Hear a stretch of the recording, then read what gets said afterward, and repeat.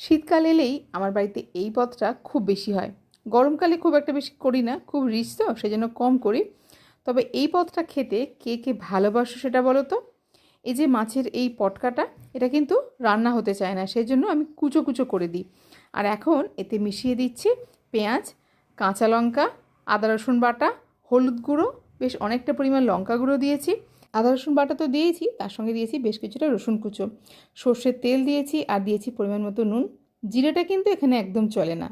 সব কিছুকে খুব ভালো করে মাখিয়ে নিয়ে এখন গ্যাস জ্বালিয়ে শুধু বসিয়ে দেবো। তোমরা কিভাবে এই মাছের তেল খেতে পছন্দ করো সেটা আমাকে জানিও। ভিডিওটা ভালো লাগলে অবশ্যই একটা লাইক করো, চ্যানেলটাকে সাবস্ক্রাইব করে পাশে থেকো। এখন বেশ কিছুক্ষণ ভাজা করে নেবার পর দিয়ে দিয়েছি আধখানা টমেটো আর বেশ কিছুটা ধনেপাতা কুচি। আবারও বেশ কিছুক্ষণ নাড়াচাড়া করে এখন তেলটা কিন্তু একদম রান্না হয়ে গেছে, সম্পূর্ণ তেলটা ছেড়ে দিয়েছে। গরম ভাতের সঙ্গে এই পদটা হলে আর কিচ্ছুটা চাই না।